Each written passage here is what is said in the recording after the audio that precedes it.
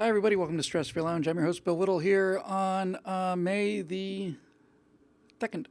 I hope everybody enjoyed your May Day yesterday and had a chance to get out there in international solidarity with the proletariat in their never-ending struggle against the money-sucking, blood-sucking vampires of the bourgeoisie. And other obsolete terms that nobody cares about anymore, progressives.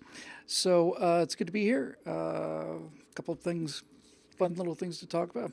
Fun, maybe not exactly quite the word, but certainly interesting things. And then we're gonna take some questions from the website as well as Facebook, and then we're gonna start probably taking most of them from the website. Do a couple from Facebook, I guess. But in any event, that is the plan for the day. So we are recording. Everything's good. Yeah. Laura, yay, bourgeoisie. I'm with you. I'm absolutely with you. There is a movie that my lovely wife showed to me called, I want to say it's called A Dog's Heart, Man with a Dog's Heart. It was made like in the final year or two of the Soviet Union. Man with a Canine Heart. It's very clever. It's about a guy, it takes place right after the revolution. And there's an aristocratic doctor, and he's messing around with experiments, and he's able to make people young again, and he's just a tremendous guy. So he sees this dog on the street, and he's got this experiment. He takes this pituitary gland out of a dead human, puts it into the dog's head, and the dog evolves into a talking person. And the more the dog evolves, the more it becomes determined to be a member of the Communist Party. And so finally, when the dog's at its absolute peak, it's just, it's just going to meetings and mouthing all these sayings, and then slowly, gets everybody into trouble, so the scientist turns it back to a dog. It's a lot like Flowers for Algernon, which became that movie Charlie. But it's very, very, very good and very pointy, very impressive story. So must be some wonderful reason why I brought that up. I can't really remember what it is right now, but I'm sure it will come to me. In any event, we do have a bit of a slideshow for you today. Because of the workers thing, that's at Mayday. Yeah. So I'll tell you what happened since we spoke last. We had an astonishing Heart of a Dog. Yeah, thank you. And we had ourselves really an astonishing weekend for reasons that I shall now elucidate for you. So I want to say 3-4 weeks ago now, something like that. I was given word that a member of Stratosphere Lounge, Clown Rodeo, and also a member of our Star Citizen game community, who went by the name of Bobcat, was terminally ill with cancer. And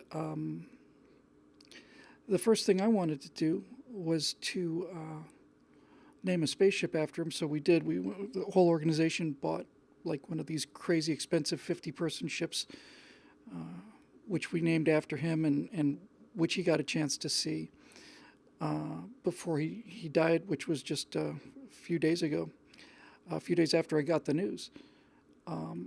So I want to share something with you that happened over the weekend. And if you're one of those people that are just sick and tired of the video game thing, I understand that, I really do. This is not about video games. This is about something much different. And his two daughters are co-valedictorians, and we're going to adopt them too.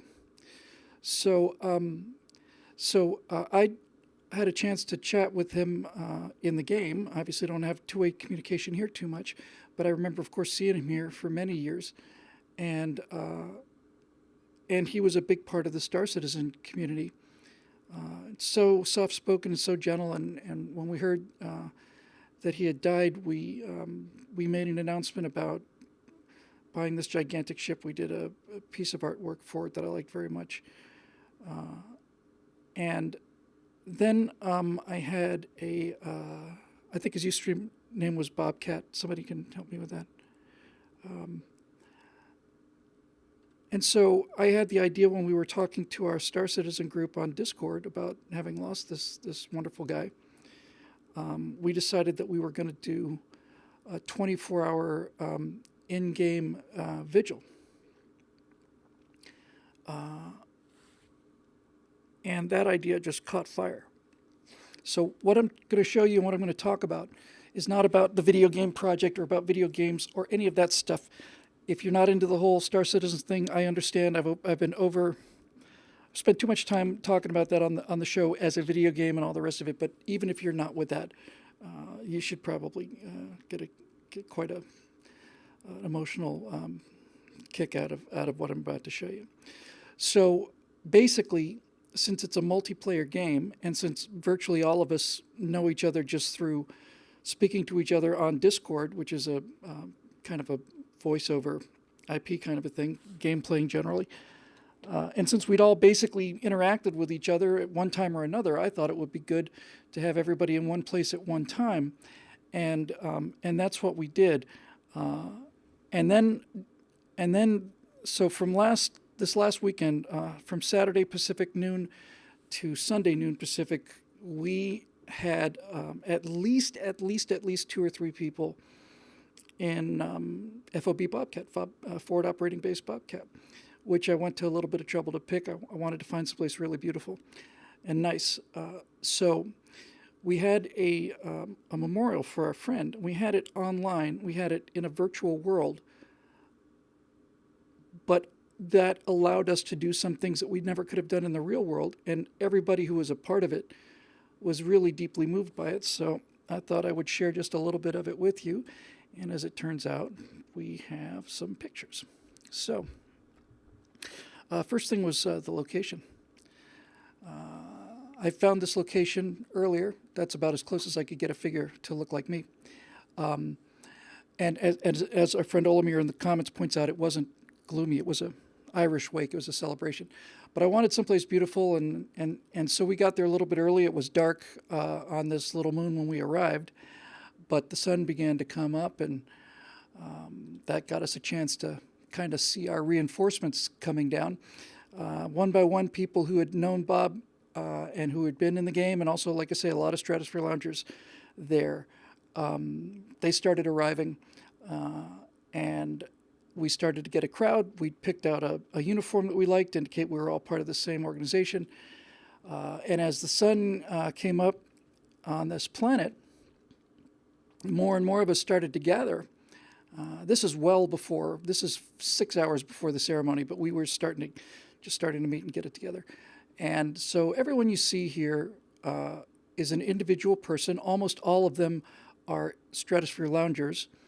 We're talking to each other, and we can see each other. This is what it looks like out the window of my helmet or whatever the case may be. So every one of these figures you see in this little presentation is not only just a real person, but it's just a real Stratosphere Lounge person as a general rule, interacting with each other and talking with each other. And instead of doing it at a local bar, which we can't do because we're scattered all over the place, we decided to do it here. We decided to do it up in the mountains on this beautiful moon called Lyria. We found ourselves a really beautiful landing spot, and we had it all to ourselves, and it was absolutely glorious. So as the day went on, we actually started to perform the ceremony. Now, there's a couple people who deserve just, I sure don't want to signal out anybody, because if I do, then people who I don't mention get their feelings hurt, and I don't mean to do that at all, but I'm going to signal out some people anyway. First of all, Chamdrin, or Times Judge here sometimes, and Foghorn, who have basically run this in-game organization pretty much on their own while I've been trying to get all this other stuff done. As always, just really excelled. The person who you're looking at in this shot is our friend Olamir, who's Greek, was in the Greek army, or may still be in the Greek army actually. And Olamir just stepped up and decided that he was going to get everybody together for a 21-gun salute. So you can see Olamir there in the foreground, facing away, and then on the line on the right, those are there should be seven. I don't know if there's 7 persons in the line yet, but those are 7 individual people from Stratosphere Lounge, generally, certainly from our Star Citizen game. And a couple days before we actually did this event, Olamir lined them up and got them drilled. And the other person I really would like to signal out is Lisa. Goes by Te Amo Lisa here. Lisa had made a commitment to be there 24 hours, and because she had, I didn't have to. I got a chance to get a little sleep during that 24-hour period. Lisa, in a second, if you can, just remind me who else was there the whole time. Was it Nagram? In any event, I don't want to, disrespect anybody, but not mentioning their names. But a lot of the people who are watching the show now live were there. But Lisa, Foghorn, Chamdrin, and Olamir, just real standout, amazing people, what they put together. So here's basically how it happened. Exnor, thank you, was also there 24 hours. So here's basically what happened. We got out there. We spent 4 or 5 hours just kind of walking around. And then, and Hydra as well. Thank you, Lisa. Scout, all of these guys. Thank you. 24 hours nonstop all the way through. So we did it like it was real, and Olamir had drilled this 21-gun salute squad to perfection. And while that was going on, our good friend Foghorn, who is an F-16 driver in real life, goes by Foghorn F-16 here in the Stratosphere Lounge, had also put together a flyby, and I've had some real-world experience flying formation. Much harder in the game than it is in real life. But we decided we were going to do a 4-ship flyover, and we were going to do the missing man formation. For those of you who are not familiar with that, if you spread out the fingers on your left hand, let's say, each one of those fingernails is an airplane. And then as the 4-ship comes over the scene of the ceremony, the ring finger pulls up and goes straight up and represents the soul of this person departing. And the most important thing is that when that formation has the person out of it, you can tell there's somebody missing. There's a gap there. So Foghorn put together a 4-person missing man formation consisting of me, Simon Says, Chamdrin, and Foghorn. So we got saddled up on that. And this is the view outside of my jet. You can see the mountain up ahead of us there. You can see all the markers representing all the people. I don't think that's Foghorn on the left. I think that might be Chamdrin on the left. Foghorn is lead. In any event, we're approaching this thing, and as we're listening in real time, we can hear Olamir starting to call the 21-gun salute to attention. And Foghorn had this absolutely perfectly worked out. I don't know where his ship is. It's probably just me being out of position. But basically it was a 4-person formation. And Foghorn lined us up out there, and he brought us in. And he brought us in right exactly on the second. Just perfect time over target. So just as we had 7 actual people on this pretend mountain, doing a 21-gun salute, which means basically present arms, turn right 45 degrees, aim up, aim, fire, aim, fire, fire, and and then present arms and everything. It's fantastic. It's a strange thing how life works, but I mean this really sincerely. I had the honor of being the guy in the missing man formation that goes skyward. So we're flying towards this thing, and flying formation, especially when you've got limited visibility like this, is tough because things are skipping around a little bit. It's actually a little easier in real world. But anyway, just as they were giving the 21-gun salute, we got over the mountain. And then on his cue, so we were Angel Flight, and they were Honor 1 was their radio call sign. We were Angel 1. Foghorn was Angel 1. And just as we came in, Foghorn gave the signal for me to deploy.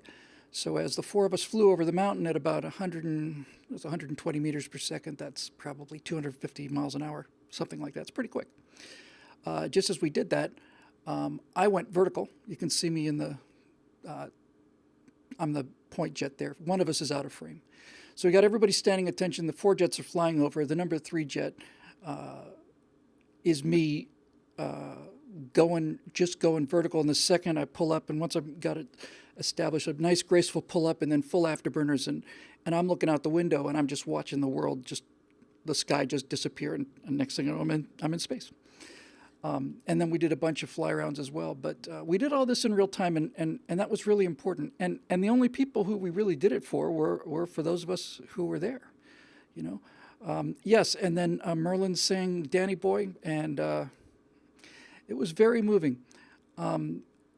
So that was the actual ceremony. And then after it was over, I had a chance to talk to everybody who was there, everybody who'd been there for the... We didn't get quite everybody who had shown up. Some people, this must have been unbelievably frustrating. I know it was for several of you who got bumped out of the game for some reason or another and found themselves not able to log in. The server was full and get back there in time. But nevertheless, after the ceremony was over, I had a chance to talk to everybody and tell everybody how proud of them I was. And I'll get back to that in a minute. And then Chamberlain had a chance to speak. So did Foghorn, so did Olimir, so did Lisa. And that's where we had the ceremony for our friend Bob, right there. And I just have never been that proud of anybody ever, just the people involved. And yes, it's a make-believe world. Yes, it's a cyber world and it's a computer game and all that stuff. It's not real. That's true. But what is real is we were all there. I mean, each person you see in that picture is an individual person, and we were all on that mountain together, and it was up there too. I mean, that is a place to have a wake. That is a view. So that was basically it, and then I have, I think, one more. Yeah, group picture taken of the people who were in the honor guard and the salute and so on. So we actually shot a lot of video, and I'm going to put together something that features not only stills but video and really make a really nice tribute and so on. So that's how I spent my weekend. And we'll put a real nice thing together, and we'll run that on Stratosphere Lounge as well. Now, here's a couple things about that. These are all unexpected. First of all, we are all, especially in the game, because unlike Stratosphere Lounge where I do all the jaw flapping, in the Star Citizen game and on Discord, we get a chance to talk to each other, and this is going to come as a great shock to you, but I treat the other people more or less as if they were equal human beings to me. No, but it's great to be able to listen for a while. And so I got a chance to stand up there on that mountaintop and tell everybody not only that I was proud of them, but I'd never met better people. This is what Merlin had mentioned when his wife was hit by a car. Just never met better people. And for Olimir and Lisa and everybody. But I remember especially Olimir taking command of the 21-gun salute and just drilling people, just doing it again and again and again. We were there. And on some real level, we were there. Perception is a strange thing. And if you've never experienced it in a video game, you've had some experience similar to it, certainly in the movies. But while your physical body may be wherever it happened to be, mine was in Sherman Oaks the whole time. Nevertheless, your consciousness, you are where your attention is. And this experience was so cohesive. Everything was real time, and if you had to go up a hill, you had to climb up the hill, that kind of thing. So we were all there, and and to be in one spot and to be able to see everybody and talk to them, while at the same time we are honest to God all around the world, mostly scattered around the U.S., but we have guys from Australia and Olamir's playing from Greece, and we're from all around the world, and we're just people who share the same kind of values, and it was just tremendous. So that whole aspect of it, I had never foreseen. I knew that we'd have smart people joining the organization and being part of the Aurora Project, and I knew we'd have good people too, which is the single honor of my life. But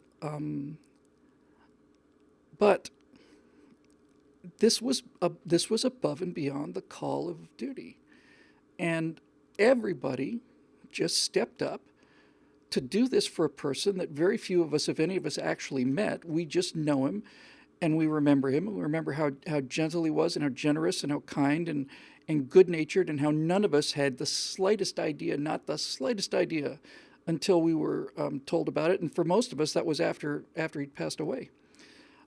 So it was an incredible experience. I'm glad I had a chance when we were up standing at the top of the mountain there in those last pictures. I'll just go back to that one more time just because it's actually a beautiful image. There we go. So we're there. And it feels like we're there.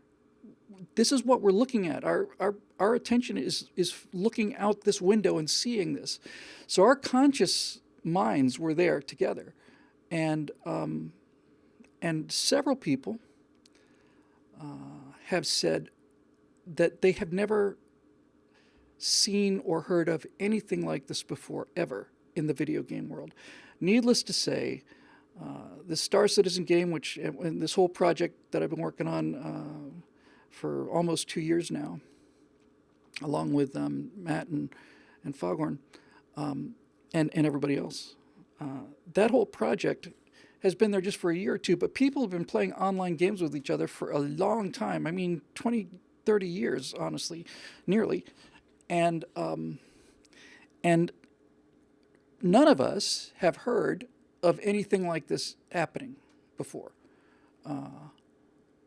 And that is really important.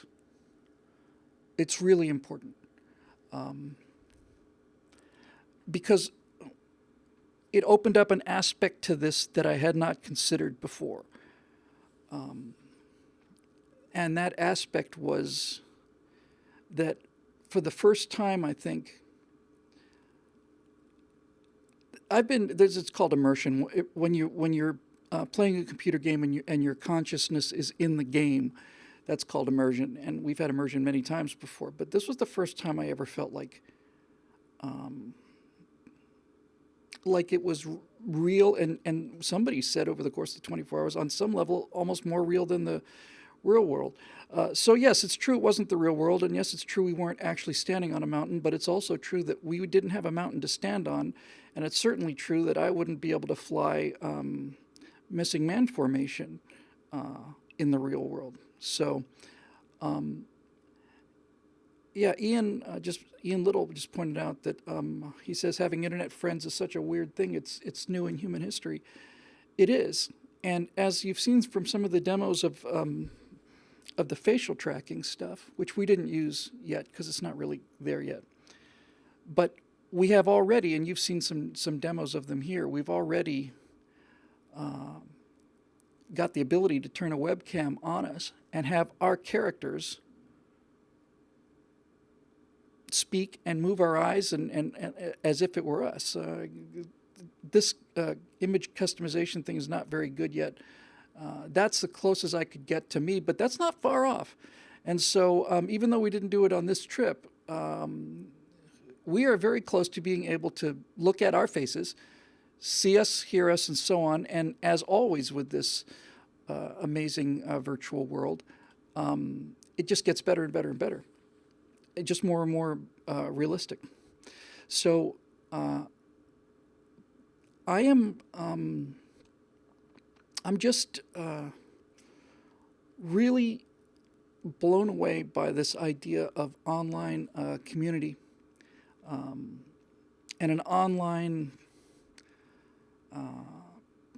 presence. It's very primitive now, although God knows I felt like I was there. But it was a glimpse of a world where our friends and our family are people from all around the planet who believe the same things that we do, and we just associate together because we, just like each other's company. I was just proud of everybody, everybody, and exceedingly proud, and had not for a second anticipated this aspect to this experiment that we're doing. I really do wish that Times Judge and Foghorn and Lisa and Olamir and a few others that are here right now watching the show live. I wish they had the ability to say something. If you want to type something quick, guys, I can read it. But they all had a chance to speak, and I was just utterly blown away by it. So it was an amazing day, and I know Bob would have loved it, and yeah. So now, of course, the problem is going to be, I mean, if something happens to me, how you guys are going to arrange a 8,000 aircraft overfly with a 60,000 gun salute. I mean, that's going to be a tough thing to put together. But in any event, yeah, Lisa cried. I could hear her a little bit breaking down when she was talking about it. So that was that. And it was an amazing, amazing, amazing, amazing experience. And it bound all of us together. And I don't get paid by Star Citizen, and I know it's pushed a couple of marriages. And nevertheless, you don't have to be a video game player to be able to do this if it interests you. Anyway, I had a chance to hang out with a bunch of my friends over the weekend, and they impressed me, and they had impressed me previously. Kulak76 says if I happen to fall down the stairs, they're going to nuke an entire planet from orbit. That's good. Thank you, Kulak76. The only way to be sure. Okay. So anyway, that was that. It's really great fun, and it's all it's all you guys. So we are going to take questions today from our Facebook page. And suddenly there it is. And we're also going to take them from BillWhittle.com, and then eventually we're going to start taking them almost exclusively from BillWhittle.com. So I'm going to go to BillWhittle.com, and you should too. And I'm looking for, let's see here, the Stratosphere Lounge experience. Scotty's got this thing set up. Here's Stratosphere Lounge. He's usually got us streaming in here. Don't think we're streaming now. Where? I don't know where. This is embarrassing. If somebody in Twitch can point me to this. Oh, there it is. Sorry. I just clicked the wrong button. I'm an idiot. So here's the stream. Now I'm trying to wonder where the questions are, and the people are typing in there now and all the rest of that stuff. So I'm looking to see if there's anything archived, and if there is, I don't really see it, and that's just me being ignorant about some of these things. But in any event, I'm going to take some questions from the website, and I'm going to take some from Facebook, and then we'll put the link, and mostly we'll do them from BillWhittle.com as a member benefit. So if it turns out it's not working, it's Scott's fault. If on the other hand it's a tremendous experience, I put a lot of work into it. All right. Oh, here we go. Thank you. There's nothing like a person helps me find my way around my own website here. Scott had put up a post about this, and I'd forgotten all about it. So let's see some questions from BillWhittle.com.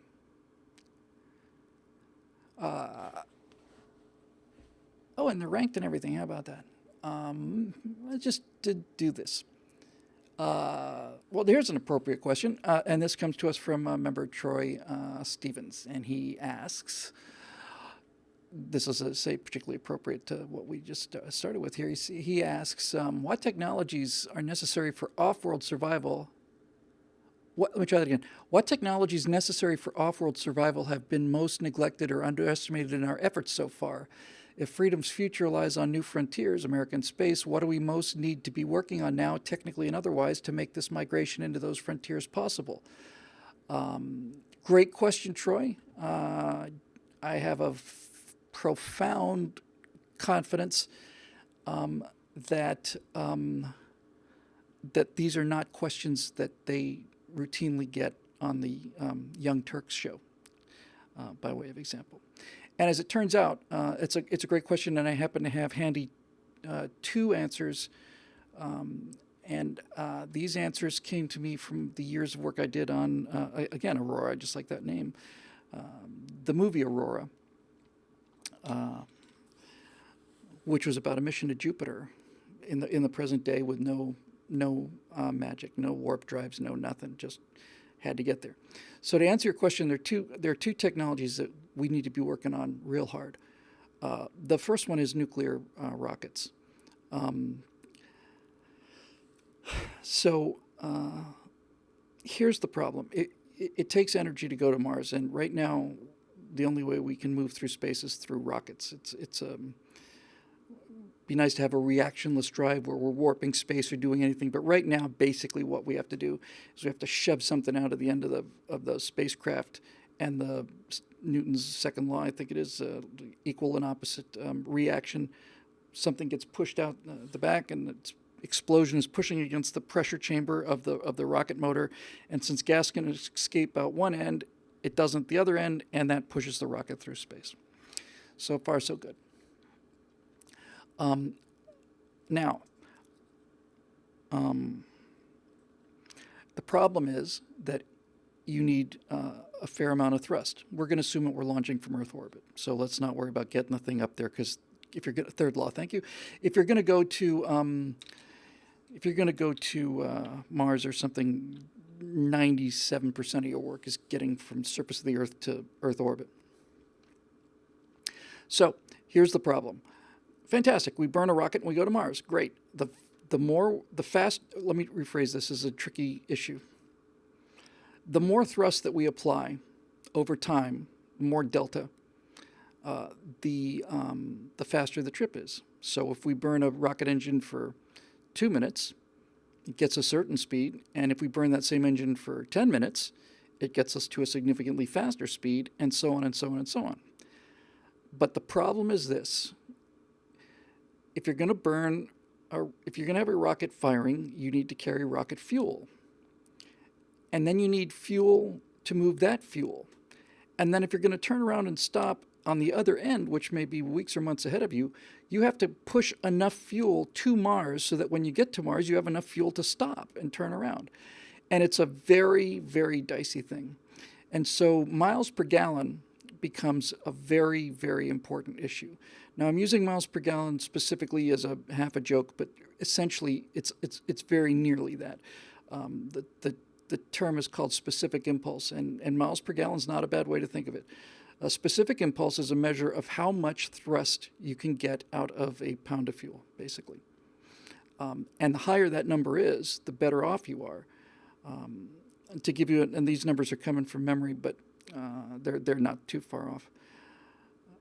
To give you, so it's a measure of the engine's efficiency, not just its total thrust, because you have big engines that give you a whole lot of thrust, but they're not very efficient. So the main engines on the Saturn V first stage had a specific impulse, I want to say about 250. The shuttle main engines were considerably better. They were 400, 420, 450, something like that. But nuclear engine starts probably around 800, 900. So it's automatically twice as efficient, which means that you can go twice as fast on the same fuel. That may not be actually true, but you get twice the thrust. You get the idea.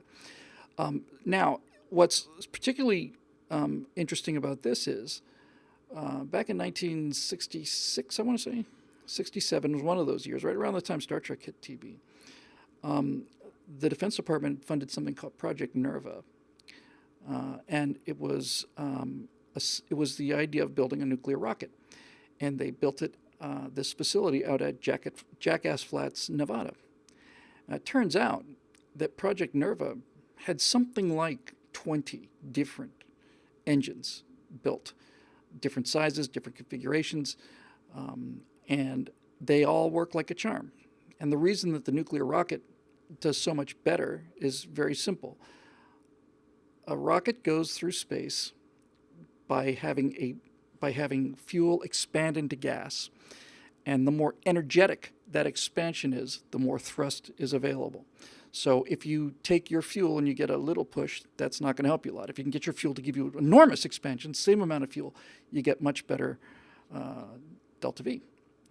So the reason that nuclear rockets have to take over is because the space shuttle main engines and whatever X-Core is using, whatever SpaceX is using now, whatever it is, it's going to be pretty close to 400 because that's about the limit of chemistry. Chemistry cannot get any hotter than that, or at least hot that fast.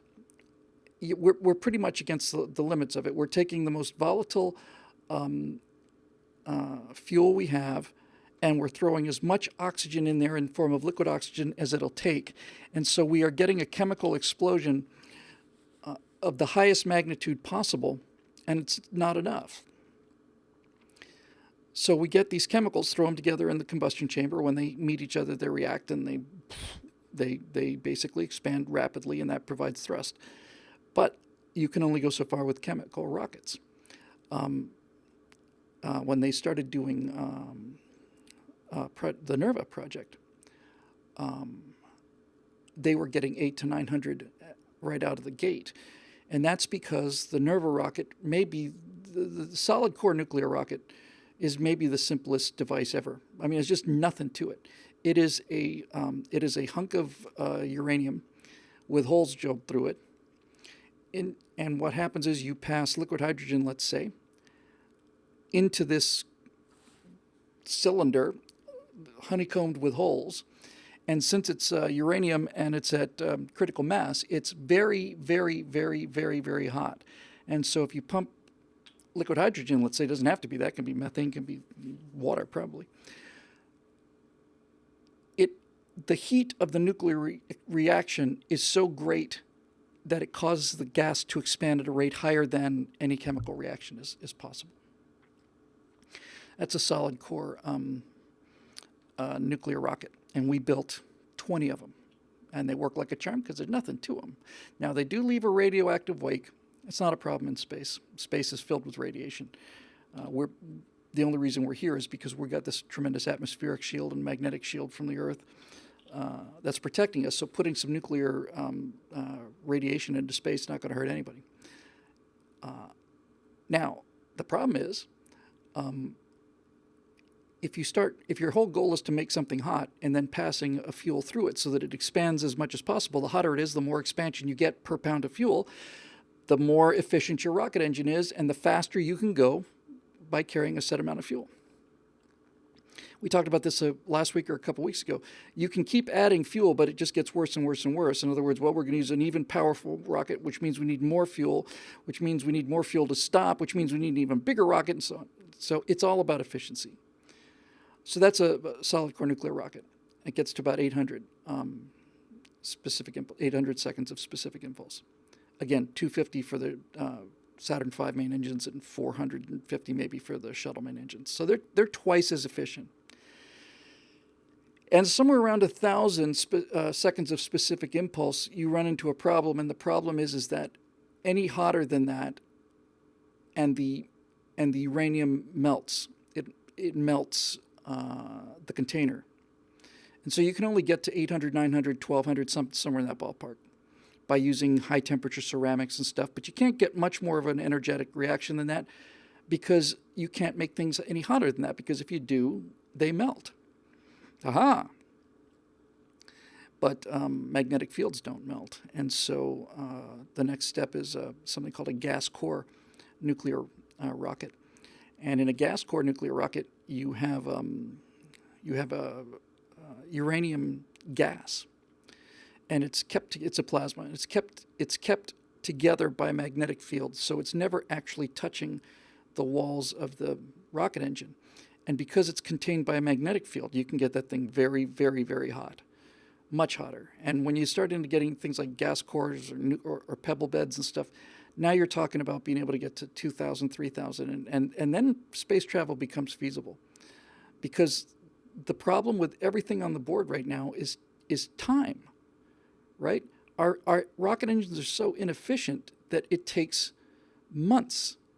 Any plan I've seen for a Mars mission is going to require something like 5 months of coasting, because that is the best that we can do with chemical rockets. It's just a physics limitation. We cannot get chemical rockets to be much more efficient than they are now. We're almost exactly there. It's like jet engines and so on. We're pretty much at peak efficiency. And you can't carry enough fuel to go burn longer than that, because then all your fuel things become an issue. So basically, you're looking at 3 to 5 months going to Mars. And this is where the problem comes in. For example, if you had enough thrust and you could get to Mars in 6 hours,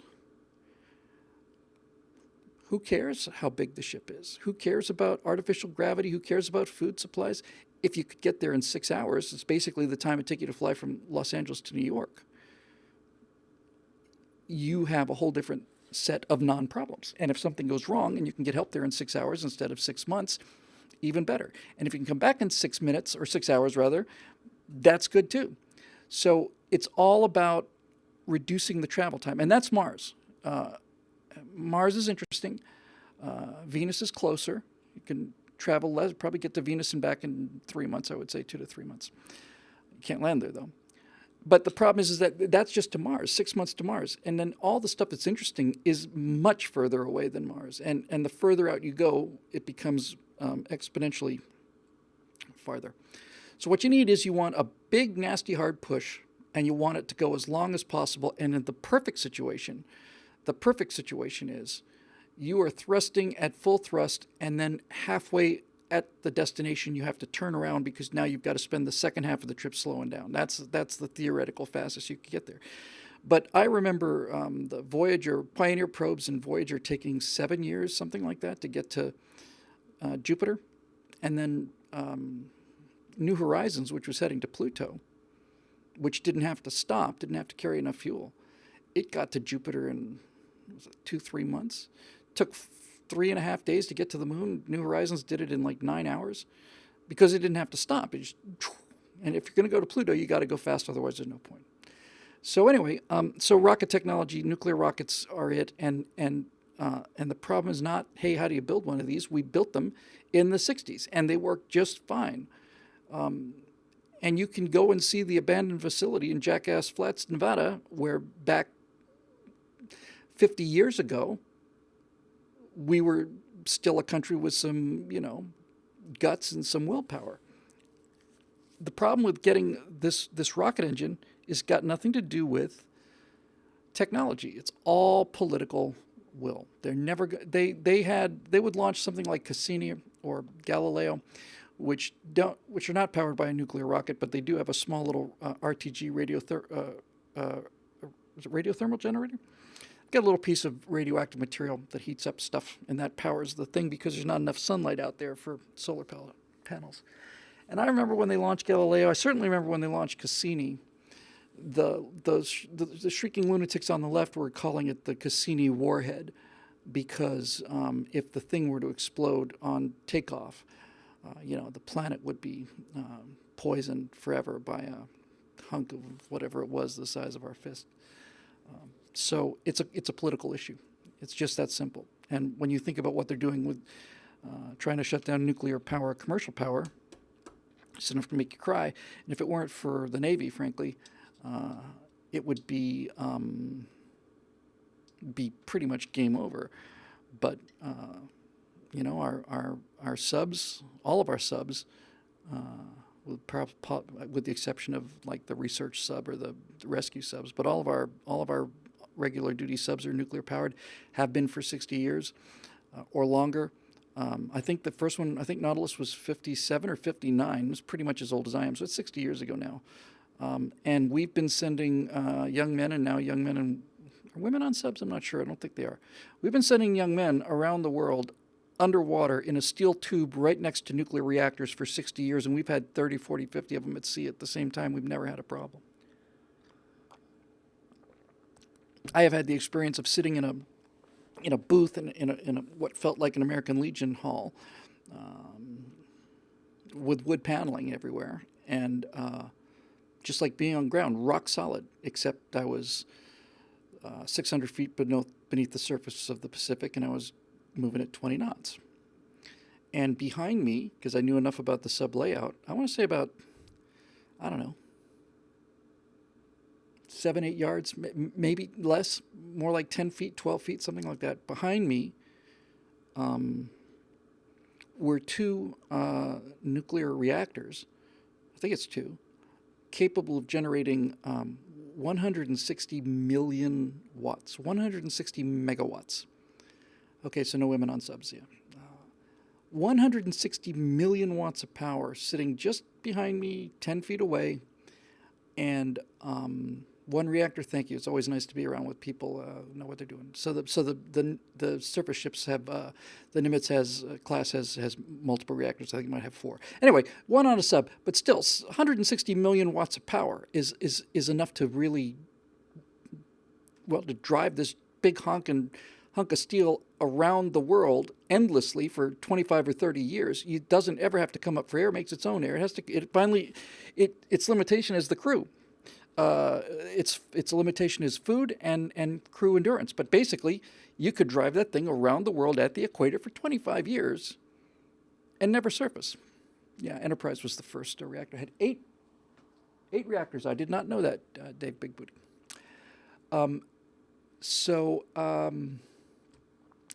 So it can be done, and it is done. It's done on a daily basis. So I'm going to get to some other questions. So I said there were 2 technologies. That's one of them. The other technology I had to deal with in my Aurora screenplay was, since we're talking about a trip to Jupiter, we're really looking at being out there for 9 months at least. They had a nuclear rocket engine, which helped them get there. But they had to go 9 months, and we're going to have to go 6 to Mars. And I did a lot of research into this. So the other thing that we need some kind of hibernation.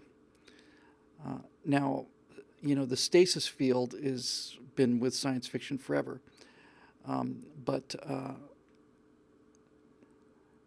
it's not only possible. I mean, it's just done on a daily basis. So I did a lot of research into this. And I found a couple of things that were interesting. One of them is if you feed animals, including humans, dogs, mammals, basically, if you feed them a mixture of normal air, but you add quite a bit of sulfur, I think it's sulfur dioxide. I'm pretty sure it's sulfur dioxide. The metabolism goes way down. Goes down to, 6 heartbeats a minute, and your body temperature goes from 98.6 down to 68 or 70 or something. And that is an incredible, unbelievable difference. And that's just by adding this sulfur dioxide. I think it's sulfur dioxide. Anyway, the point is, what you're really going to need to be able to do is to have a way to reliably get people to sleep through most of the mission, not just because of boredom and all the rest of that stuff, but to keep supplies manageable and so on. And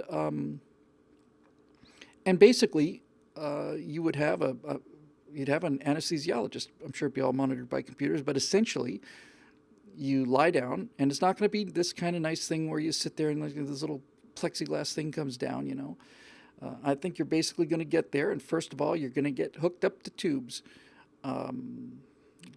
And the way I had it written was they put a catheter in your wrist, and then they give you an injection of happy stuff, and you become unconscious as you would in any other form of general anesthesia. Once you're unconscious, they have to put a feeding tube down your throat because you've got to be fed during the 4 to 6 weeks that I had you down there, being rotating on and off, about 4 to 6 weeks. So you got to get a feeding tube down there, and you have to get other tubes other places as well, because what goes in comes out generally, and all of this is nasty and not clean, and in the sense of like the science fiction kind of. I think I'll lie down and sleep now, but it's cool, and with that technology, well, if you had that technology really well established and safe, then suddenly your poor engine efficiency is not nearly as big of a problem. But those two things would get us the solar system. Either one of them would go a long way, but I think we would need both of them.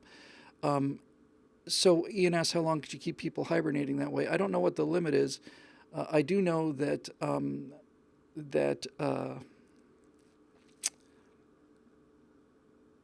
that basically I'm talking about a medically induced coma, where this sulfur dioxide thing is essentially helping. You're lowering the temperature of the body, and that slows the metabolism way down. Somebody was saying, what about bed sores? I don't know if there'd be bed sores in 0G, but it turns out in my story they were not in 0G. They were at the bottom of a hab that was generating artificial gravity through centrifugal force. And so I had them in beds that were essentially like rotisseries. Most of the time they'd be upright, but every 3-4 hours, this thing would just rotate 90 degrees, and you're really, kind of strapped in there. So now you're on your side for a while, now you're on your face for a while. Anyway, all of these things have to be dealt with, but nevertheless, they could be dealt with, and so that was it. Anyway, great question, long answer. Hope that did it for you. Let's see what we got here. Just trying to find something that's got like a big uptick. Wow, lots of questions. This blog is just taken off. It's so cool. It's really great. The stuff people are putting up there is just fascinating. I just love reading it. Lydia Putnam. Here's a question from the webpage. Here's a question sparked by just another straight shooter's recent post on the theory that as a society we're due for another civil war. How does one prepare for this sort of thing without becoming a prepper, especially since, unlike with the Civil War, there's no apparent geographical border to provide some amount of physical separation, aside from the West Coast, I suppose? Another great question, Lydia.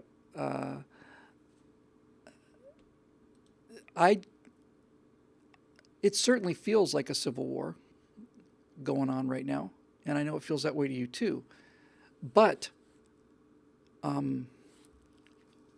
the problem with the Civil War is, the new Civil War is exactly what you say. I mean, here in Los Angeles, even in Santa Monica, where overwhelmingly progressive, probably 3 people in 10 in Santa Monica voted for Donald Trump, and probably closer to 4. Not that many will admit it publicly, but nevertheless. So even in the most partisan of places, likewise in Texas, especially more and more every day. Forget Austin, but how many Republicans are there in Austin? I know not a whole lot of them admit it, but how many are there? I'll bet it's 3 in 10 or more. So what do you do about that? That's a real problem. And it's also kind of the solution in a way too, because it's like you're talking about a shooting war with people who you may be sitting next to in a Dodger game. And it's an indication of how divided the country is and how much politics has invaded our lives, that it generates this kind of rage. There's a pretty compelling case to be made for either Russian, Chinese, or both. I don't care. I'm sure it's everybody. basically putting together a series of stories and phrasing the news in such a way so that each side becomes more and more distrustful of the other and more disgusted by the other certainly works with me. And and to the degree about this being fake news, uh, I don't. I don't think there's anything fake about it. It's in the interest of Russia, China, and all of our adversaries to see the United States tear itself apart. But but it's almost impossible to imagine. For example, it's virtually impossible to imagine. It's impossible to imagine police shooting into a crowd of rioters in this country. Obviously, if there was a case where they were being, beaten to death or set on fire, defensively. But the idea that a U.S. police force in 2019 could be in a line across the street and having a line of marchers marching towards them and have them open fire, I just can't imagine a world where that happens. And to imagine that means you'd have to imagine a world where, can anybody imagine a world where B-2 bombers are launching airstrikes on Boise? Now, our friend from Lithuania mentions Waco, and then Miracle Valley, Ruby Ridge. All of those things, absolutely true. But that's not a civil war. And of course, the more recent thing that we had with Bureau of Land Management, that's not civil war either. That is a federal government representing 300 million people up against a handful of people in the case of Ruby Ridge, or scores or dozens of them. But that's not a civil war. And so it's hard to believe that such a thing could ever happen, as much as there are times when you just want to just do it. The tragic thing about this is that, as I said, you can be in a supermarket having a conversation with somebody and getting along just fine. And now all of a sudden, you find out that they voted for somebody you don't like, you're ready to kill them. It's hard to imagine that, at the very least, I'm not going to go into the conspiracy aspect of it because I don't believe in conspiracy theories, but in any event, it would be in the interest of foreign powers to present things that way. Hang on one second, I just got to turn the air conditioning down if it's still on. It's getting really toasty in here. Go about your business, I'll be right back.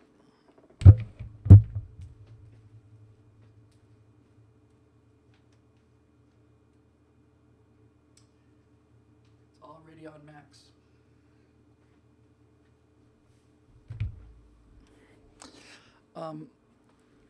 So yeah, we think of the Civil War, and we think of it as, okay, it's a war that happened internally, but it wasn't. It was a war between two countries. I mean, it was a war between the United States of America and the Confederate States of America. And I'm not ceding the Union cause to say two countries, by the way, but that's certainly the way to think of it. So, in the Civil War, you had people who believed one thing passionately and people who believed another thing passionately. And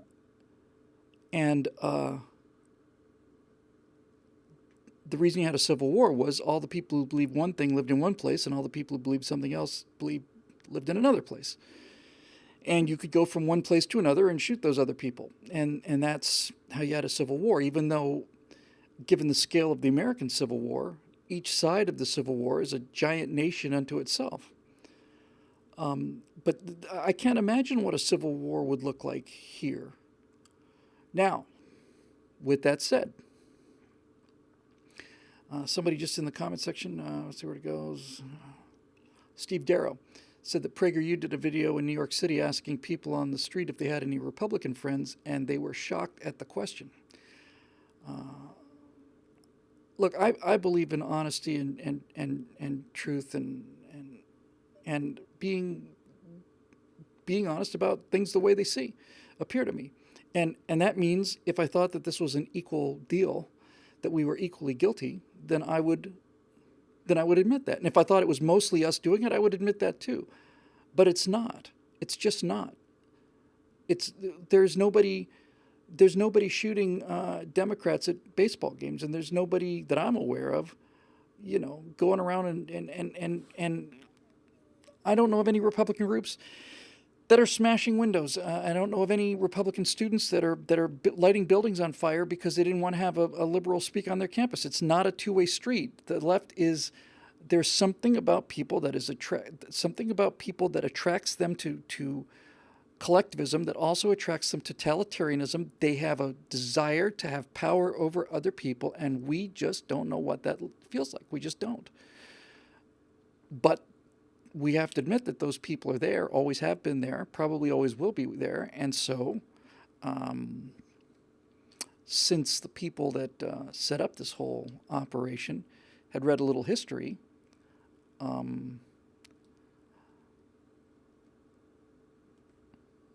they knew, that it was part of the human condition, and therefore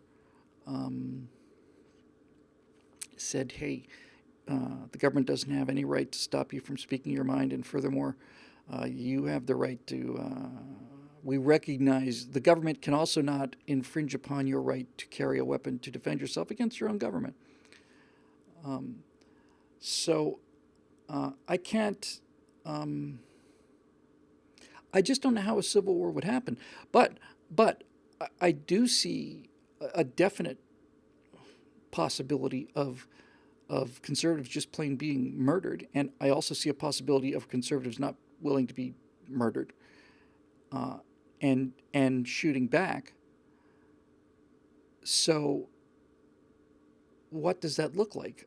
To me, it looks like a series of isolated riots rather than civil war. I think the only way you get a civil war is if you have people living on different sides of a border, some sort of geographical border.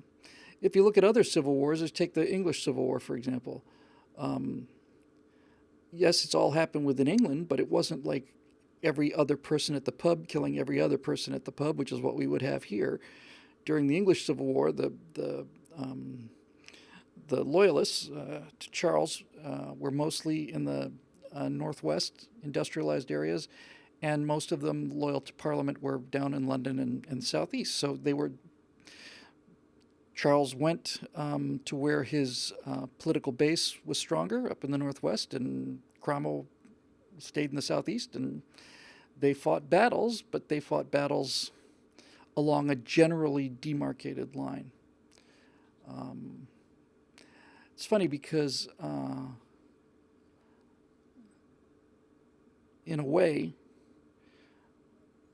look, if they took one state out of the Union and committed that republic to being a place where the Constitution was treated as if it were law and not just a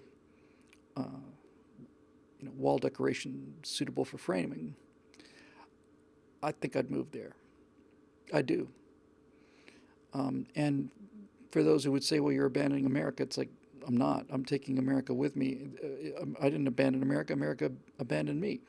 Certainly in California, the things that I see and the things that are on the way in terms of vote harvesting and all the rest of this sham thing, it's like, this isn't America. I don't live in America anymore. I can afford to vacation indefinitely in California because I like the weather. I grew up in Florida, and that's traumatic enough. And so I elect to stay here for a number of reasons, climate being a big part of it, and another big part of it is somebody has to be, I overuse this analogy, but it's really true. If you're going to be a volcanologist for a living, you got to live near the volcano. So that's why I'm here. But I can certainly imagine a situation where I would say to myself, that's it. That's just not tolerable anymore. Some of the things that are coming to California is legislation that may have already been signed that says that the state of California will not do business with anybody who's ever done business with the National Rifle Association. So I would be disqualified from being hired for a job at California College as a teacher, let's say. And then things like this vote harvesting and all the rest of it. I don't know if it's up yet. It's Bill Whittle now that we shot yesterday. I don't know if it's public yet or not. We shot two yesterday. I think the two best we ever did. One of them was about this African person who claims that he's a woman, beat the women in a 100-yard dash or whatever it was. Maybe it was a 400-yard, but he beat them by 2 seconds. And usually the margin of victory is a tenth of a second. He claims that he has internal male organs that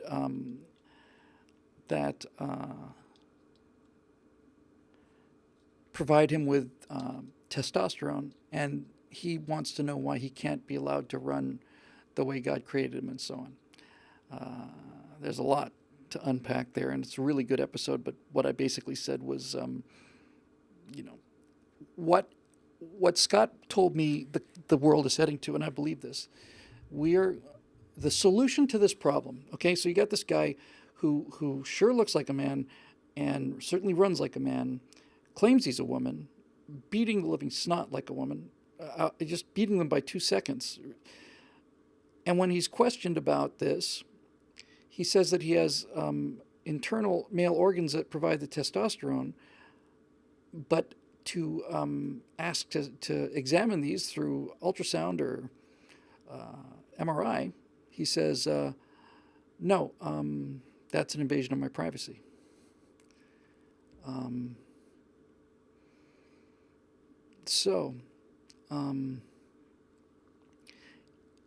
Here's what is basically happening. The ruling, I think I read that the ruling was denied, but what they were discussing, and we will get there, believe me, if it hasn't already happened. What they were discussing was, they were discussing that for women's sports, there would be a maximum testosterone limit.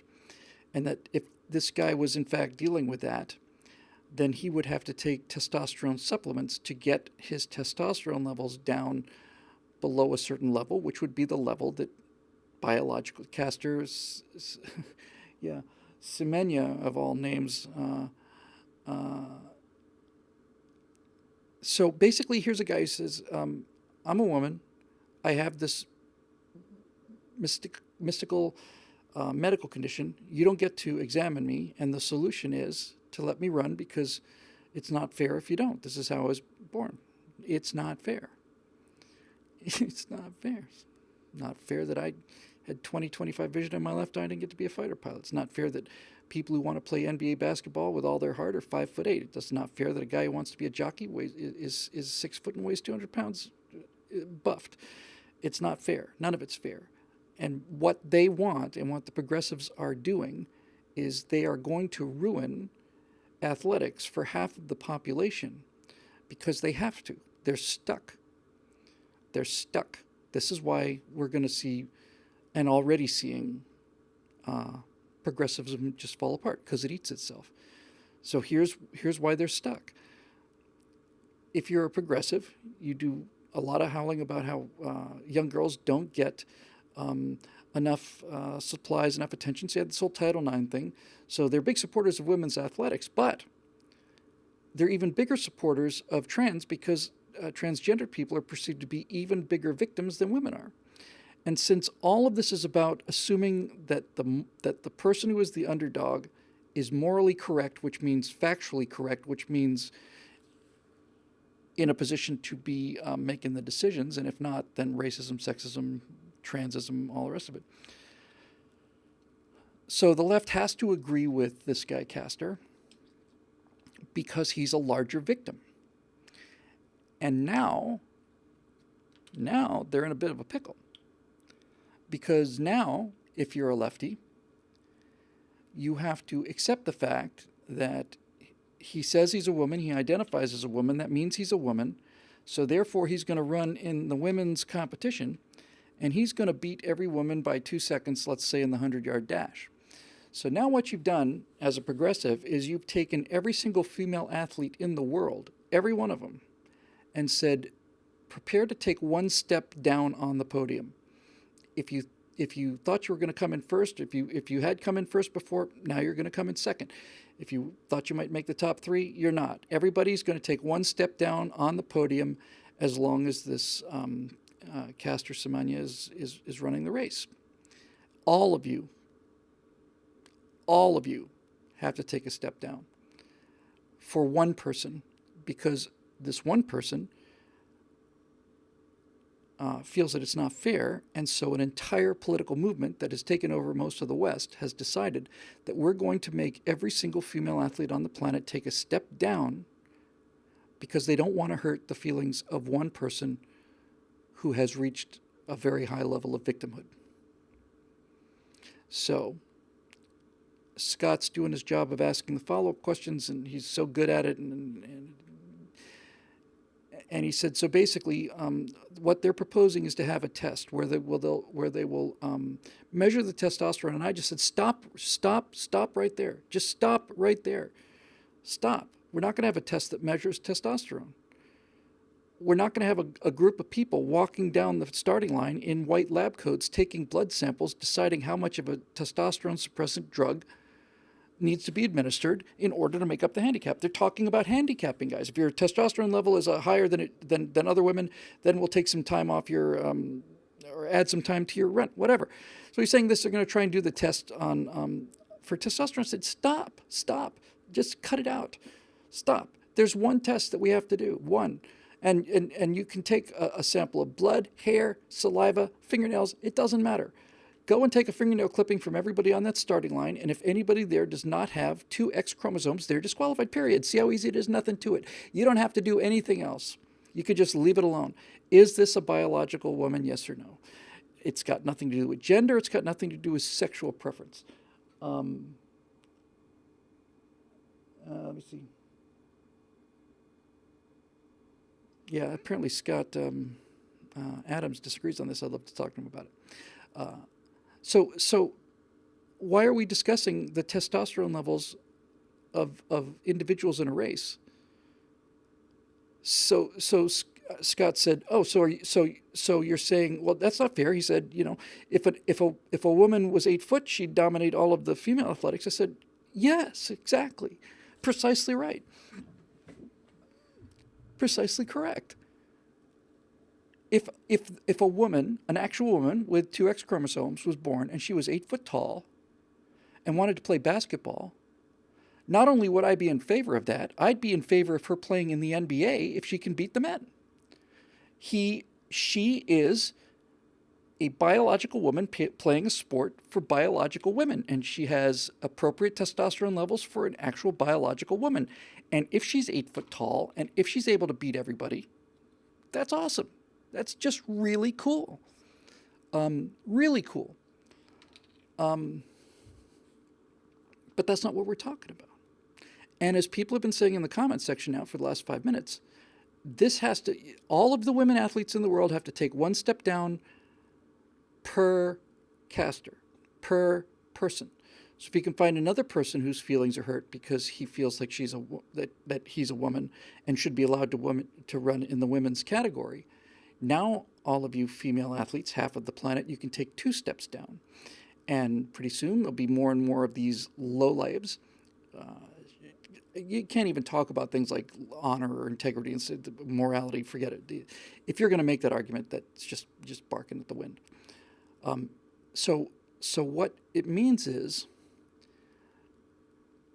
if you're a woman athlete and you train your entire life and you go to the phenomenal effort that it takes to be a top level athlete,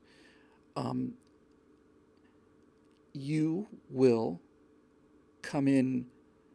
Either you would have come in first, but now you will come in behind however many men claiming to be women are in the race. So if there's 3 trans runners in the race, you're not going to make the podium, even though you're the fastest woman not only on that field, maybe on the planet. Too bad for you. And people saying, well, he's taking, you could take suppressive, hormone suppressions. Look, by the way, I got a picture.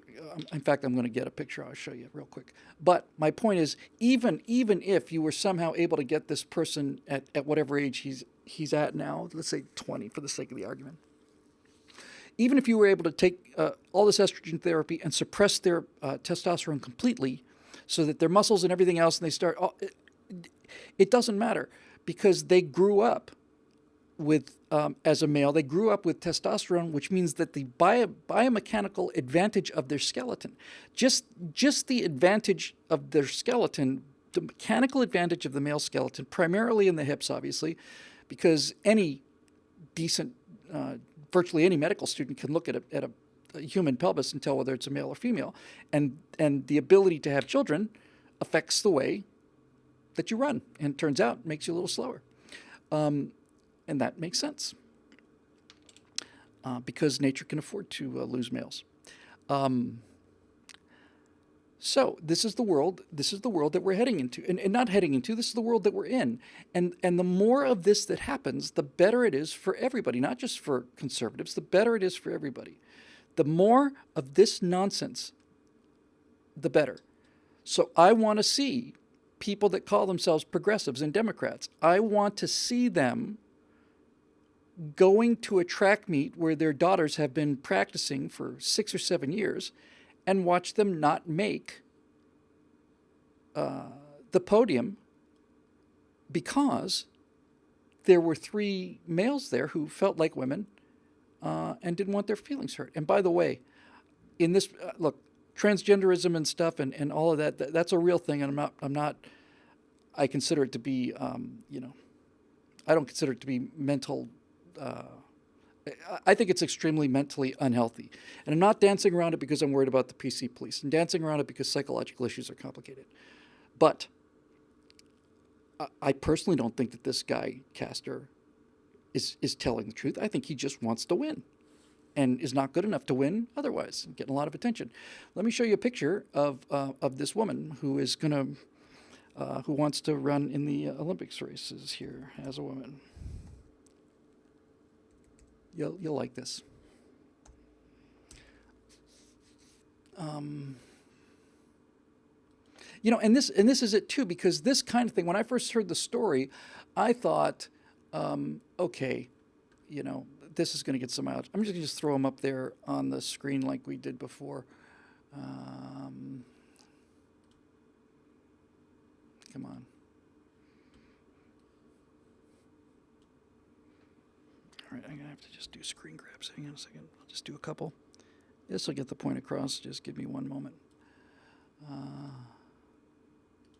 It's insanity. It's just plain raw insanity. Okay, so this one picture will do the whole thing. So let's save that. There it is. And you go over here, and here she is. She's a delicate little flower. Hang on.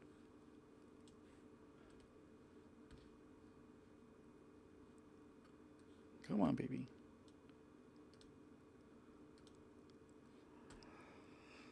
Hang on a second. I'm sorry. It's worth the wait, believe me.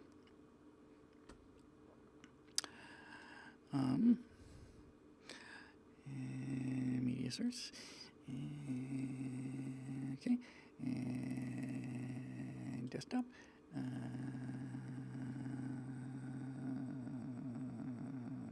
Okay, that's not a media source. You want an image?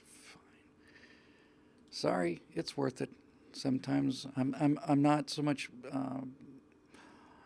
continuing with the worst produced show on the internet so much as I'm adding unexpected visual aids. Let's try this one. Come on, baby.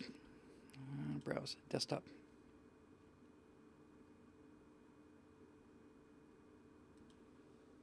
Yeah, that'll do.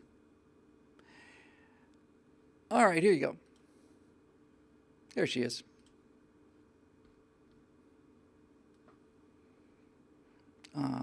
Ladies and gentlemen, the fastest woman alive.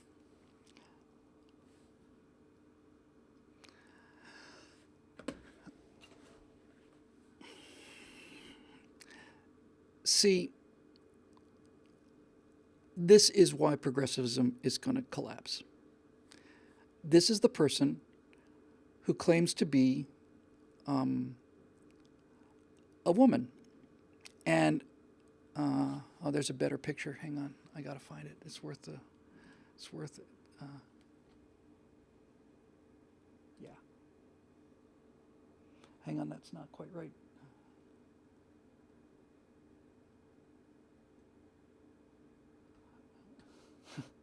Can this be real? I'm not 100% sure that this is a real photograph, but the times are close enough for it to be believable. It might be photoshopped. I'm not saying it is. Take a look at this. Oh, come on. This will blow your mind.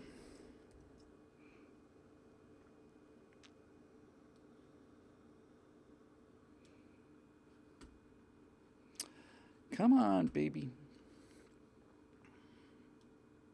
Come on, you bastard. Mojave's doing some nonsense with these images that it wasn't doing before, and I just hate it. Hate it. Where did you go, you?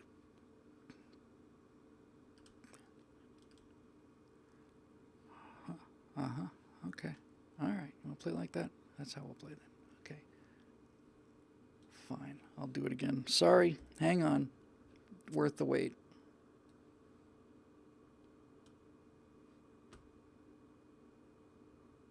Oh, there it is. Okay. Here you go. Let's add another one, shall we? For the love of God, what's going on here? Here you go.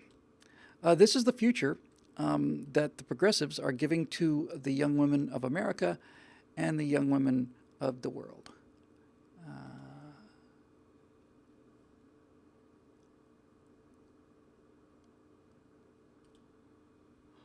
Nope. Nope. Yep. Here it is. Okay. So you can see just how fast she really is. Here's what the future of athletics looks like, progressives. This is your future, and they're stuck. They're trapped. They cannot get out of this. They cannot say that this can't happen. This is why they're going to collapse, and this is why it has to go down. This is the future of every single women's athletic event where this is allowed to continue. And if more than one of these guys get in there, sooner or later, you're not going to have any actual women there at all. And they're stuck with it. You want to know why they're stuck with it? I'll tell you why they're being stuck with it. They are stuck with it because they are required to be stuck with it, and not by the virtue signaling. They're required to be stuck by it for a much more important reason.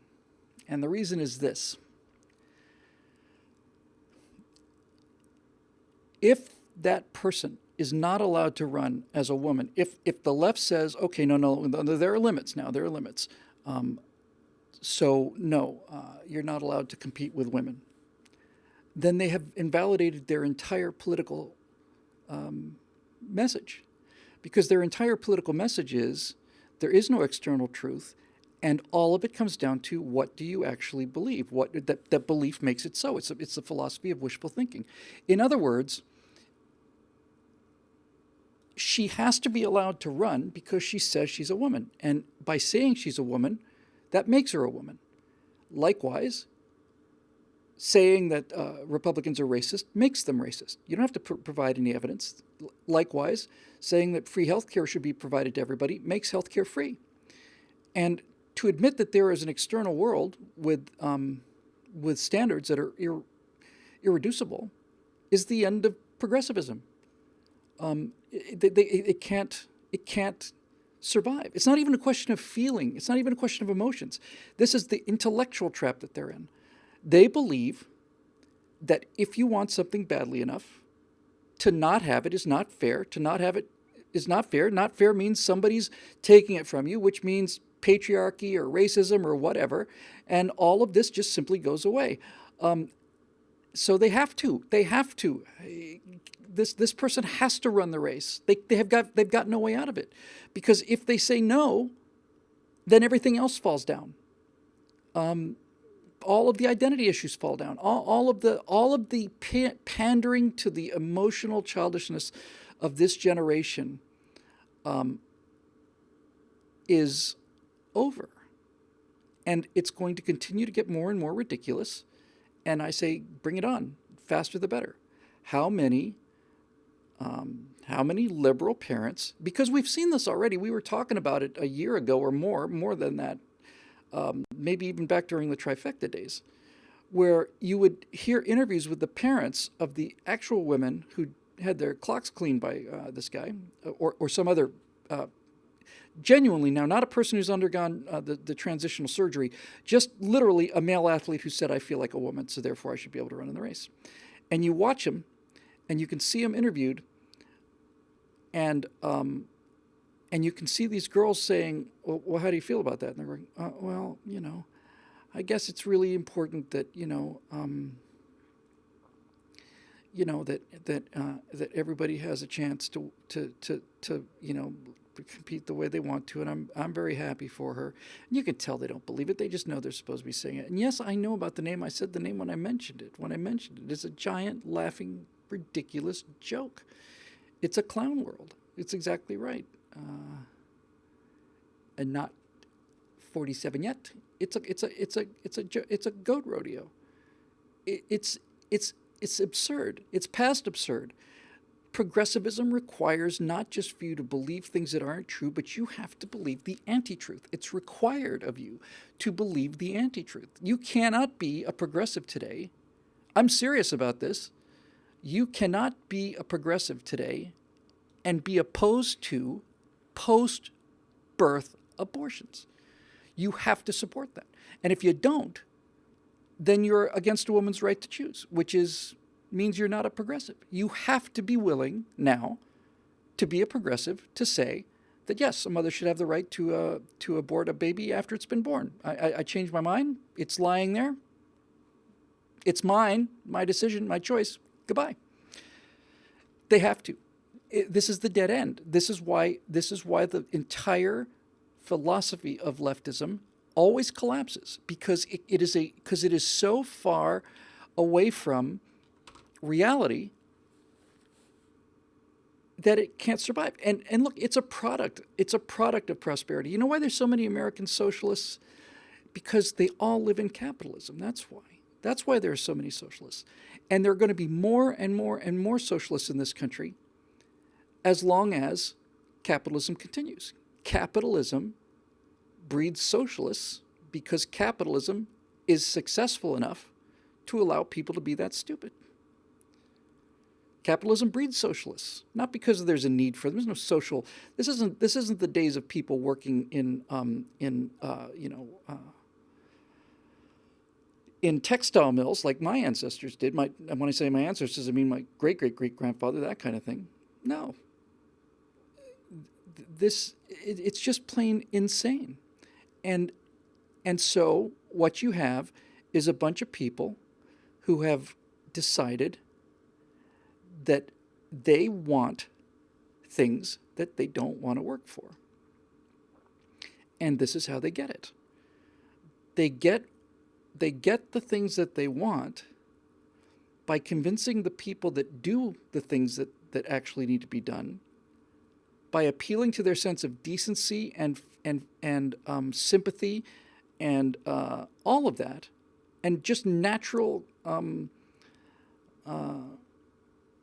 consideration and commiseration with people who appear to be in trouble. They're basically making themselves into victims so that people will give them stuff. I know I must have talked about this last time, and I've given this some thought in the last week. I'm going to turn this into a really, really great firewall. Tomorrow's firewall is going to be about how socialism works, the emotion behind it.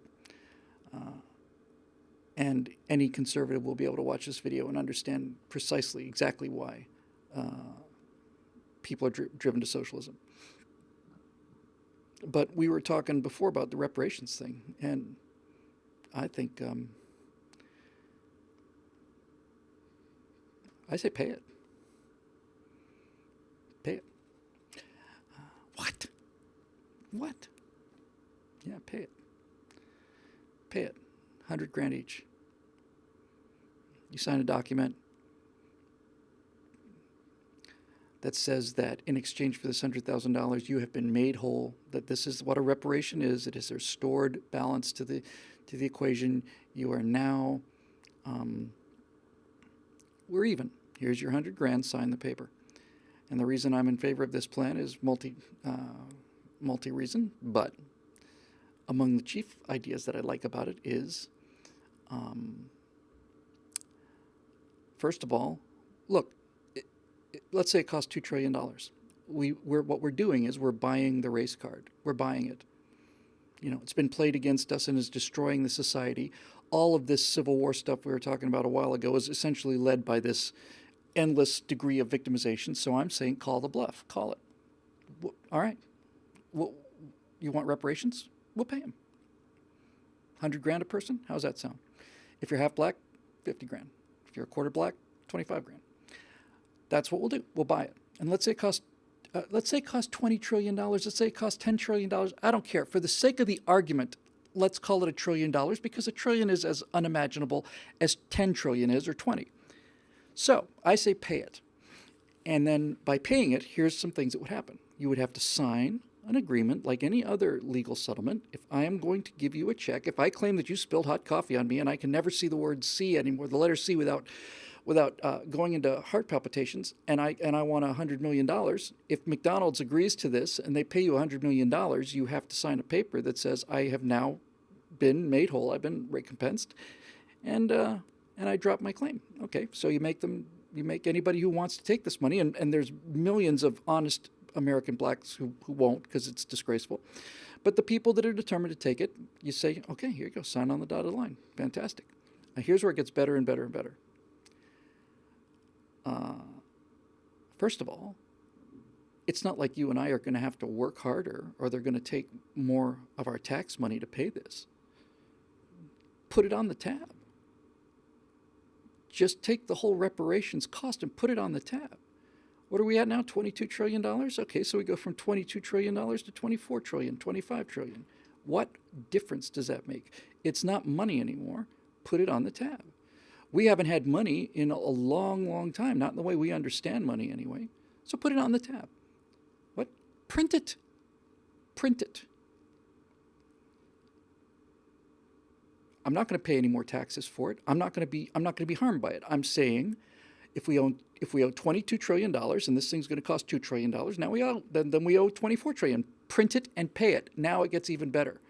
So here's your check for $100,000. You've signed on the dotted line that says you now have been made whole, and so have all of your descendants,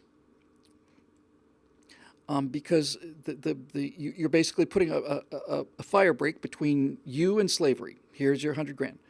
So put it on the tab, number one. Number two, give somebody a check for their $100,000, and when they get the check, they find out what the taxes are on $100,000. That alone would be quite an education. Think about that. All right, I signed the paper. Where's my check? Here you go. This is $62,000. Yeah. Taxes, bitch, aren't they? So now you get to experience the thrill of that. And by the way, if you're going to tax that 100 grand, and you absolutely have to because otherwise you lose half of the lesson, then that money goes right back into the treasury, which means that you're only paying out 60% of what you claim to be paying out, because you pay out 100, 40 comes back immediately in taxes. Great. Now what have you got? Well, you've got a world where people have signed away their grievances. Needless to say, of course, they'll be making those grievances. I'm not so naive as to say that means they're not going to do it. But the resentment generated among the rest of the population will be the engine that will eliminate the race card. In other words, I want reparations. Okay, here they are. Thank you. Here's your 100 grand. I don't get 100 grand. Here's your 100 grand. Knock yourself out. Okay. Now, after they got the 100 grand, if they start complaining about race again, what does every person in the country say? They say, you got your money. Shut the All right, you got made whole. Shut up. It's over. You were damaged. Here's $100,000. I didn't get $100,000, and that becomes the enforcement of the contract. And the best part of all of this is that it would be the best thing that could ever happen to Black America by an enormous margin. And if you think the consequences of it through, um, uh, oh, thanks, spacebar. Um, if you think the consequences of it through, you're taking $2 trillion that don't exist, you're putting it into the economy. I'm not in favor of stimulus, but let me make my final point here. So all of a sudden you've got all this cash in the community. Now there's some people who would get a check, who would do the right thing with it. They would invest it, they'd put a down payment on a house, maybe they start a business, maybe they'd go to college. But I wouldn't imagine that would be the majority. Most of that money is just going to go into the economy and just come right back to the people who already have the money. So here's the best part.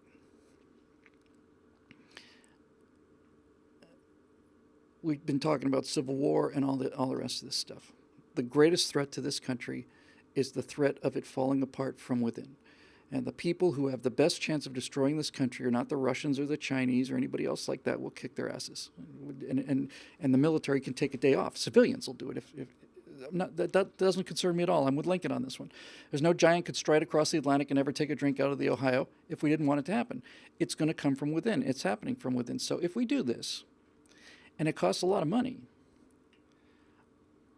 but saves the country, then you could phrase this argument. How are you, pal? I'm good. You're good. Thanks. Have a good night. Bye-bye. You could phrase this argument exactly like this. You could say, if I were making this case to the American people, I'd say, my fellow Americans, if I told you that there was an asteroid coming, and not only we figured out its orbit, but it's going to hit the United States of America. It's going to damage pretty much the entire planet, but it's going to destroy the United States. It's a big asteroid, and it will be here in 2 years. And it is there's no ifs, ands, or buts about it. It's coming. It's going to hit us. It's going to destroy the country. But we can deflect that asteroid if we had $2 trillion. Who would be complaining about this? Is there anybody who would argue about that? Anybody?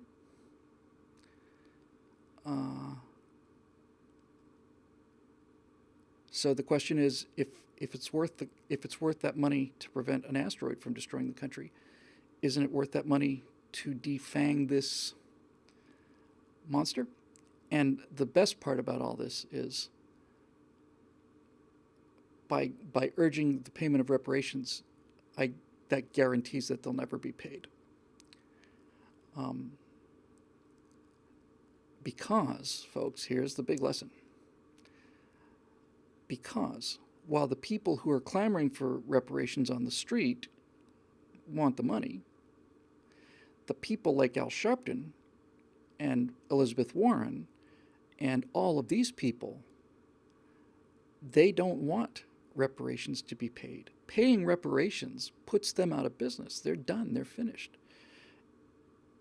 Al Sharpton doesn't need another $100,000. He can get $100 million out of this industry that he's created. By agreeing to pay the money, you're calling their bluff, because you have to understand that the political people who are calling for reparations, Joe Biden, all the rest of these Democrats, they're calling for reparations because it buys them votes with people. But if reparations were actually paid, they'd be out of business. That's why you've never heard what these reparations are. Has anyone ever heard a specific about reparations? No. They don't want reparations. Let's take Sharpton specifically and his entire, school. But let's take Sharpton specifically. We need reparations. We want reparations. He can't accept reparations. For him to accept reparations is to put himself out of business. What he wants is he wants you to think that we owe them forever. That's what he wants. And that's what the left wants. They want the rest of the country to feel like this debt is owed to somebody forever. And while anybody with half a brain understands that this is not a real debt, that it doesn't exist, that we certainly don't owe anybody reparations for what happened to them 7 generations ago, once again, I say I'm playing three-dimensional chess here. I'm saying, granted. Okay, this is what you want? Make it even? Here you go. You're calling their bluff. And so Laura just said Sharpton will call me a racist for this proposal. So Sharpton's going to call me a racist for being in favor of reparations? Is that how he's going to do it? What have I said that's racist? What have I said that's anti-black? Nothing. I said pay it. Pay it. We'll never have to pay it, because if you are prepared to pay it, then they fold. They fold. It's beautiful. It's absolutely beautiful. Put it on the tab. You guys want to run up a $20 trillion bill? Okay, let's make it 22. It's already 22. Make it 24. I don't care. Pay it. And if I'm a racist by saying pay reparations to black people, no matter what evidence they have, I'm not saying you have to prove anything. I'm just saying, hey, here you go. Okay, here's your money. Now we're even.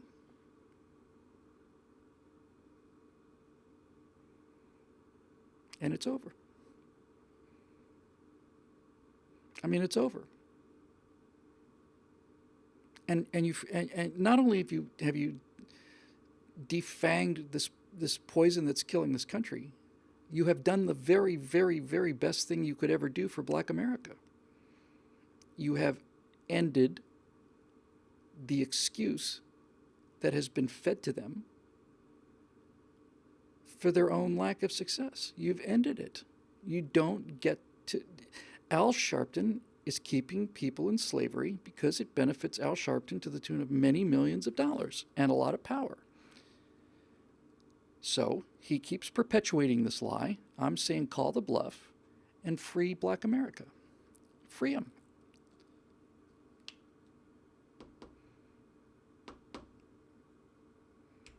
It costs us $2 trillion to free Black America and save the country.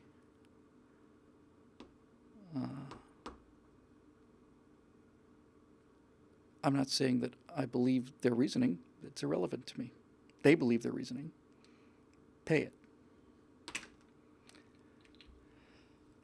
We're talking about spending $2 trillion in infrastructure. I think the emotional and moral infrastructure of the country is much more important. I am not for one split second am I saying that they deserve it. No.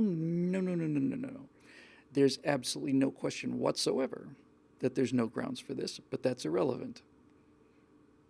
It's irrelevant because they believe that there are grounds for it, and they're not going to be listening to Dennis Prager explain why they don't. It's irrelevant. It doesn't matter. It doesn't matter that they don't have any right to it. They think they do, and it is the propeller of all of their politics. So I say, take away the propeller. Give it to them. Here we go. We know what's going on. You want to play the race card forever. It's an endless debit card. I'm saying, no, we're going to buy the race card from you. We're going to make a one-time payment on the race card. It's kind of like buying out somebody's lottery ticket. You know? It's kind of like that. There are people that'll do that. If I win the lottery, I don't get a $20 million check. I get pro rata checks for 20 years that presumably total $20 million. But, and I don't know what the exact numbers are, but if I win the lottery for, look, just play with me here. If I win the lottery for $20 million, then I'm going to get $200,000 a year for 100 years. There are people who will say, we'll pay you $10 million now. We'll give you a $10 million check now, and you sign over the $20 million to us. Most people would take it. Most people would take it. And the people that wouldn't take it are the ones with integrity. They don't have to get their hands dirty. They don't have to lower themselves to this. This is completely voluntary. And so what if somebody doesn't take it? Let's say that you're one of these social justice warriors and you don't take the reparations. Where are you then? What's your position then? I've been harmed. Yes. It's not fair. Yes.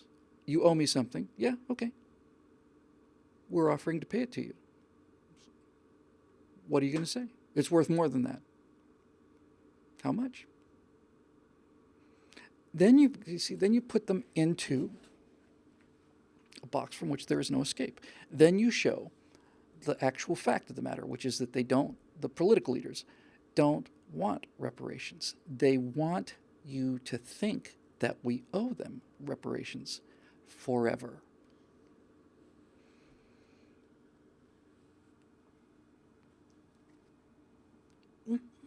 That's an exhausting piece of cogitation there, so I'm going to call it a night. Go home and visit my beautiful wife, who just got back from the dentist and is probably sleeping. It's going to be an extremely controversial firewall. That'll be next week probably, but that's good because it's like every other thing that I try to, cut the Gordian knot of. Cat's fine. Thank you very much, Sarge, for asking.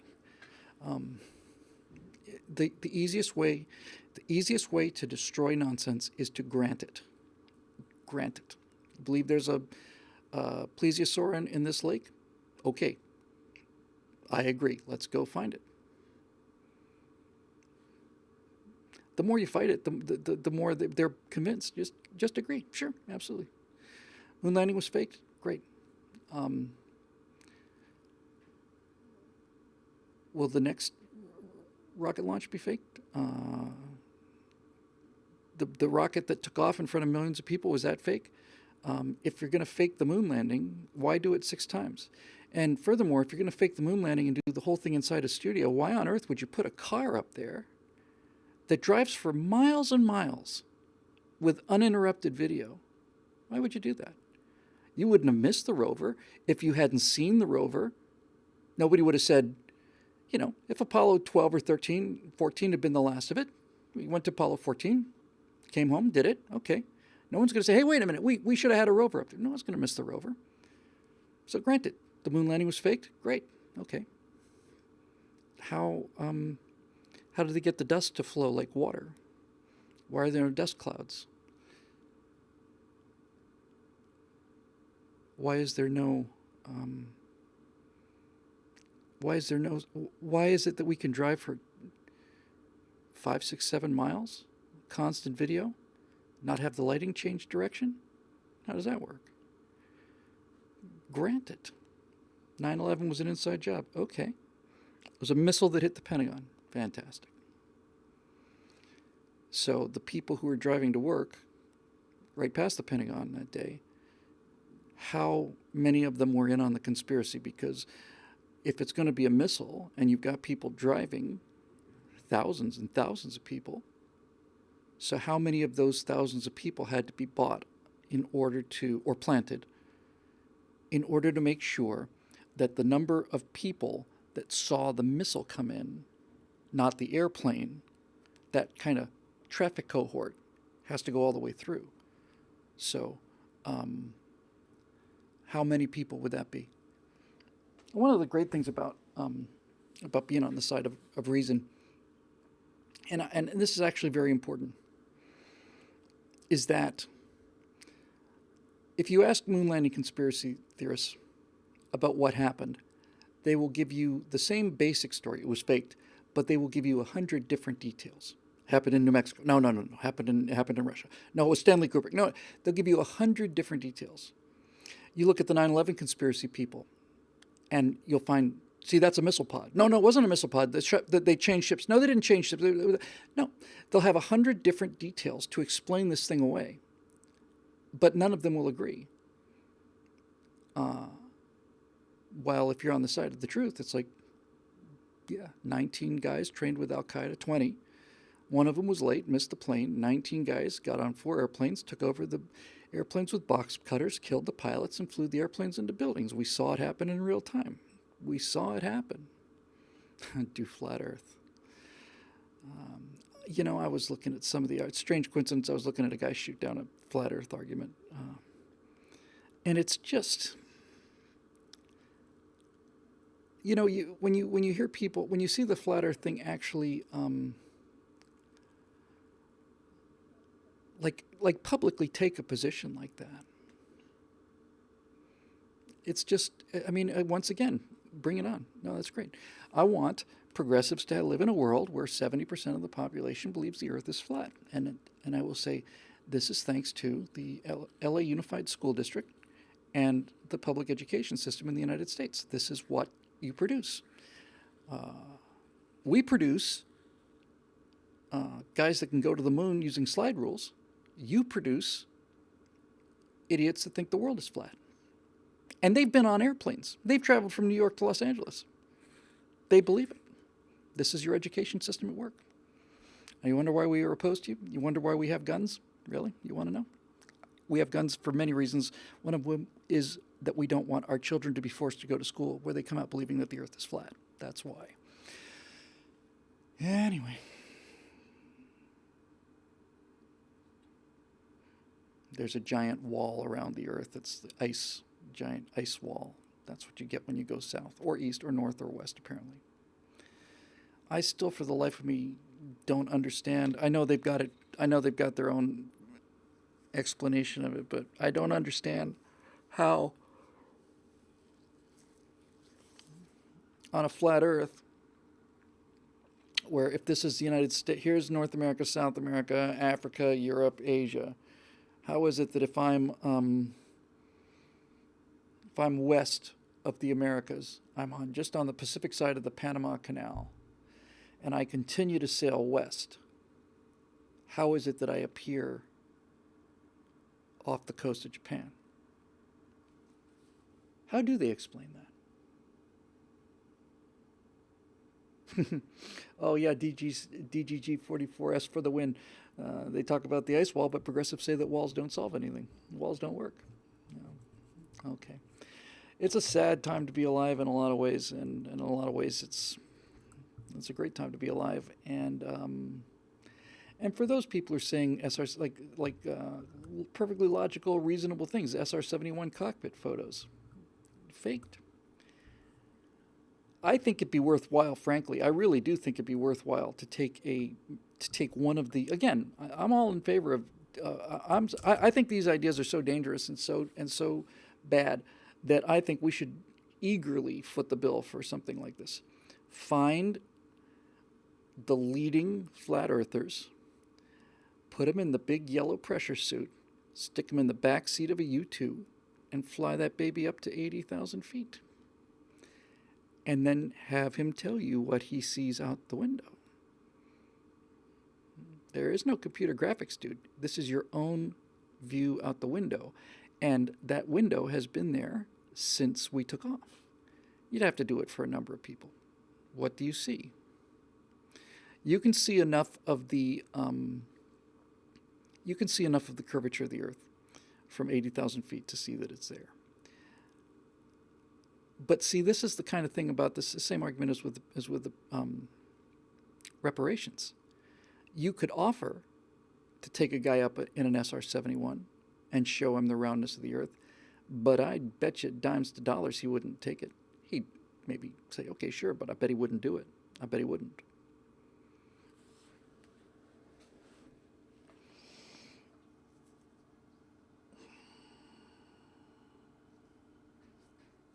Yeah, the USAF is in on the lie. Okay. But at what point do you, champion of the flat earth movement, at what point do you become part of the lie? Because looks flat, looks flat, looks flat. We keep going higher. Wait a minute. I can see it curving. It's a sphere. You'd like to think that if you took somebody in a ride like that, they would come out just as embarrassed as they could possibly be and just want to say, I don't even know I have no idea what came over me. But I don't think that would happen. Yeah, they say, you really put me in a virtual ride like in Disneyland. They would say all these things. But I'm saying invite the entire flat earth movement as it exists. You take them right out there to Edwards Air Force Base or wherever, Foghorn will tell me. Is it that base in California? What is that? It is. What the hell is that place? I'm not going to even look. Not even going to look. I don't want anybody to help me with this. I'm not looking. I just know. I should know this. Is it? Here's my trusty 4-flight, even though I don't fly anymore. Is it?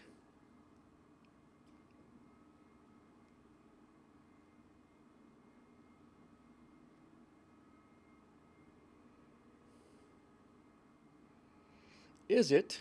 Damn it.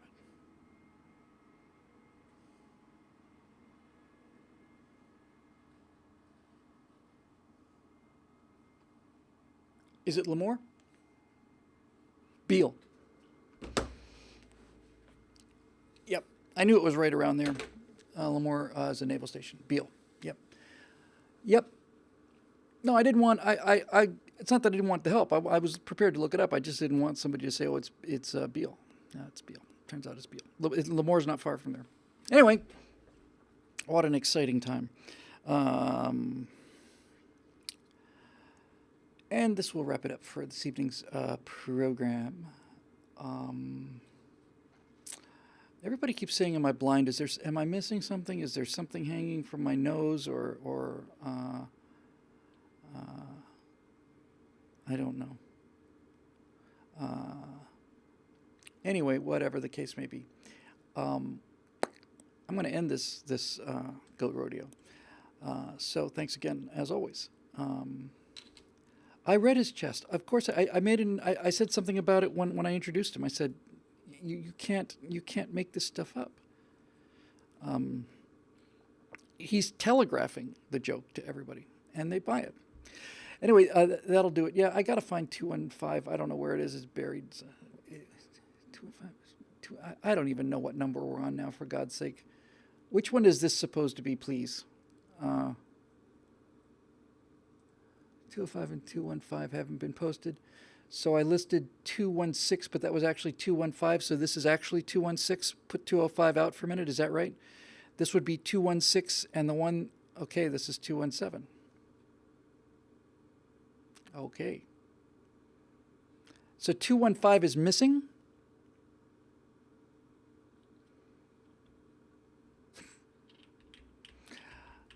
Okay. So I will look for 215. This will be 217. I will post it. I might have just failed to upload it. I will try and find 215. I will look for 205. That's going to be a little more problematic. But yes, so here comes 217, and I will look for 215. Okay, no, episode 215 on YouTube is actually 216. 215 is missing. This is making me confused. Somebody please tell me what I have to do. I'm frightened and confused. Your modern ways frighten and confuse me. I need step-by-step instructions. I'm not capable of this kind of creative thought.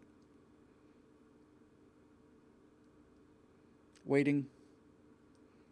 What do I need to do? People are furiously pounding away on their keyboard now. Carry the 2. I don't do long division. Post 205 and 215. Okay, so Dave Big Booty, is that an email on how to fix this nightmare?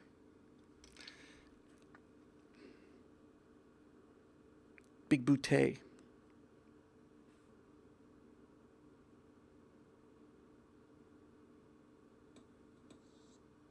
We'll sort it out, whatever the hell.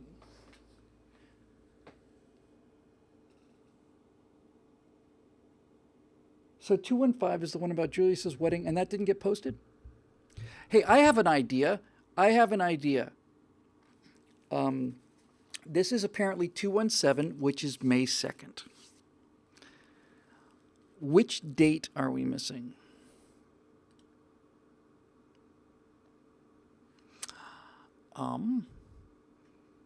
We did one last week. That presumably would have been 216 on the 25th. 215 on the 18th of April. Is that the one that's missing? Let me see if I can find it. All right. What happened to me? My God. Contrasty, just kind of weird. 418, February 30th, 418. I'm frightened. What happened to the picture? My God, I look like I've just been dipped in India ink. All right, so here we go. I'm going to stop this now. I'm going to upload this one as 217. I'm going to look from the video from 2 weeks ago. I'm going to find out what the hell happened to me in this. Did I? I'm going to kill somebody one of these days. All right, you get the general idea. Thank you very much. I am leaving now, and thanks to the members of BillWhittle.com as always for making it possible. And it gets more and more fun every day. So if you're not one of them, you should be. Think it over. Think how good you feel. 44 shows a month. That's not bad for a couple of guys, you know. Staff of 4, maybe. 44 shows a month. I think 44 shows a year would be a pretty decent effort, to be perfectly honest with you. But you get 44 shows a month. That's 12 shows a week. 12 doses of sanity a week. It's an incredible bargain, and you're missing out. All right, that'll do it. Thanks. It's always a pleasure. Great to see everybody. We will be back next Thursday, and we will see you then on the Stratosphere Lounge. Okay, thanks. Take care. My God, what a fucking nightmare that was. Jesus Christ.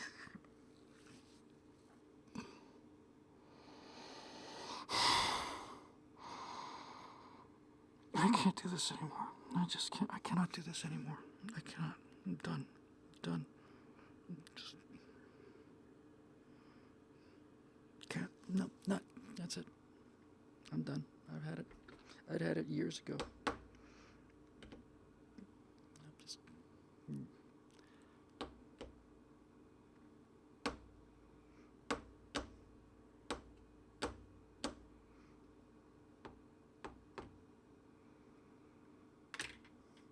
I mean, for God's sake, really?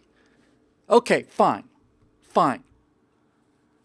I'll just keep doing this forever for free, I guess. That's what I'll do. I'll just keep doing this forever for free. Ha ha ha. Hey, look at this. The monkey's on again. I know. Let's not pay him anything. Ha ha ha. Yeah, I love my life. All right. It's just golden. It's just grand. I'm just gonna.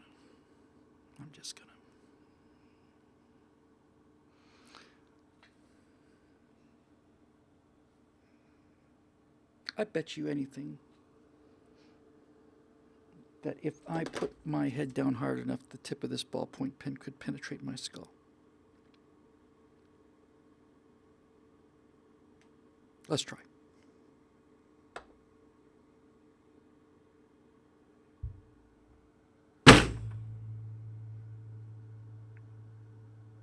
Nope.